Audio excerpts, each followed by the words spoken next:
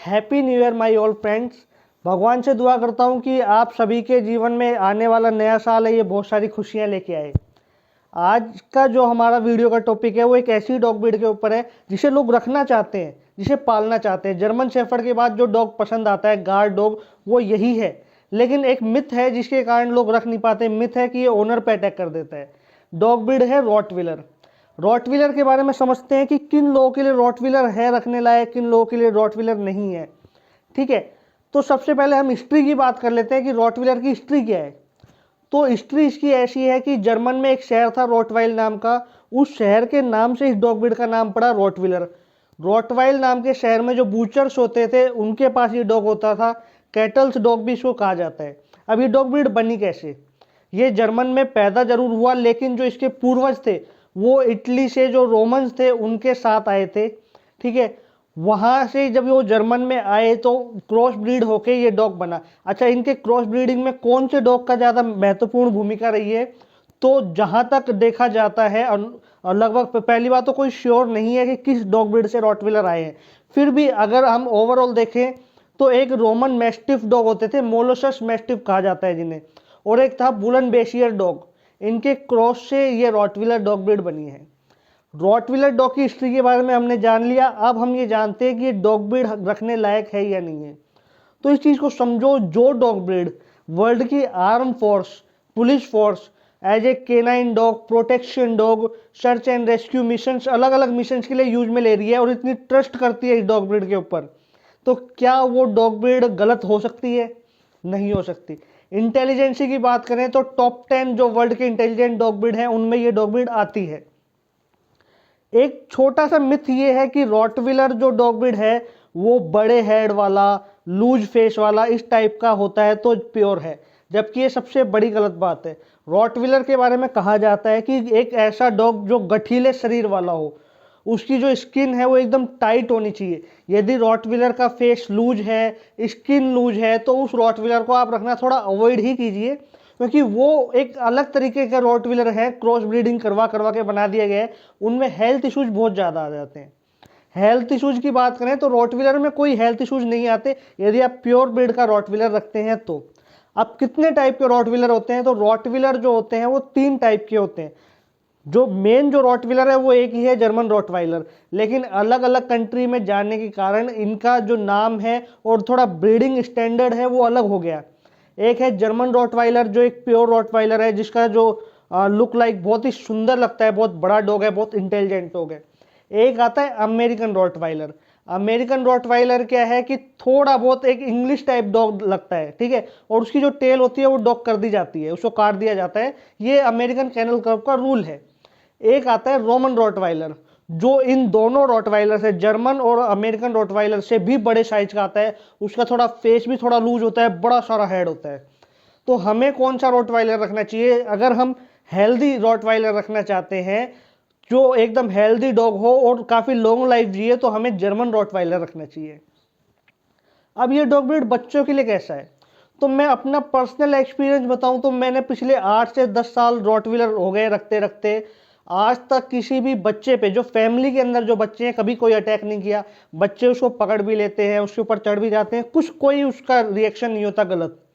बाहर थोड़ा रिएक्ट कर सकता है क्योंकि ये गार्ड डॉग है। बाहर ये स्ट्रेंजर्स के ऊपर, अदर एनिमल्स के ऊपर, या कोई भी ऐसा एनिमे आएगा जिसको ये लगता है कि ये मेरे फैमिली मेंबर नहीं है, उस पर ऑब्वियसली वो भौंकेगा भी, अटैक भी कर सकता है।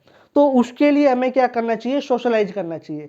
यदि आप अपने घर के बच्चों के साथ भी रॉटविलर रख रहे हो तो बचपन से, जब रॉटविलर आप लाते हो, चाहे 1 मंथ का, 2 मंथ का, तब से ही आप अपने बच्चों के साथ रॉटविलर को रखो और बच्चों को भी थोड़ा मैनर्स सिखाओ कि रॉटविलर के साथ कैसे रहा जाता है।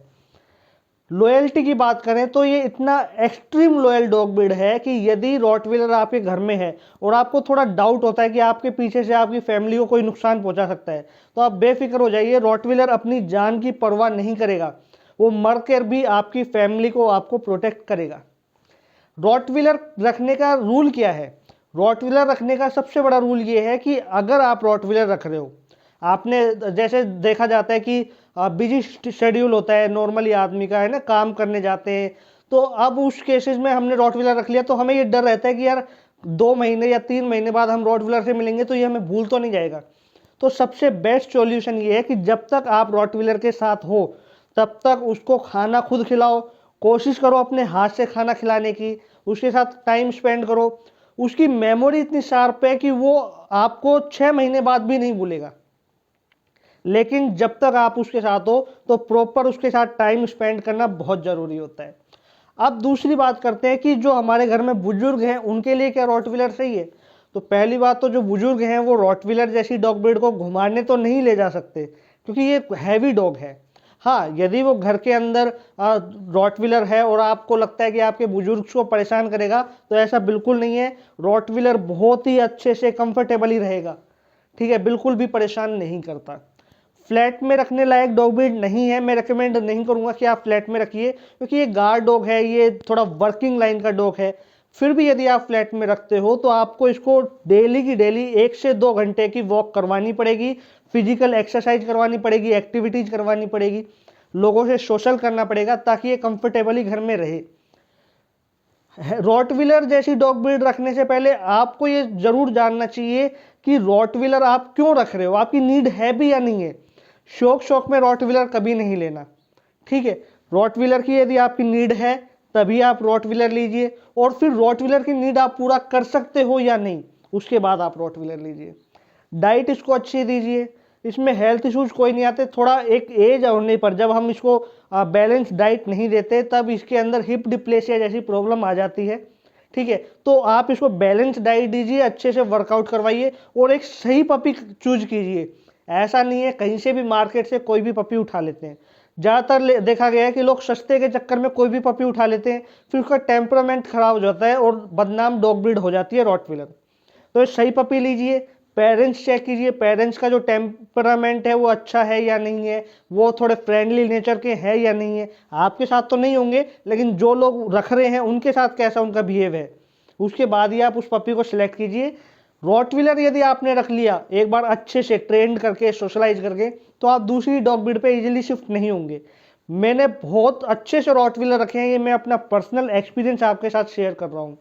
यदि फिर भी कोई भी डाउट होता है आपको कि रॉटविलर को किस तरीके से रखना है या कोई कंफ्यूजन होता है रॉटविलर जैसी ब्रीड को लेके, तो आप मुझे इंस्टाग्राम पे भी पूछ सकते हैं या आप मुझे कमेंट सेक्शन में जाकर भी पूछ सकते हैं।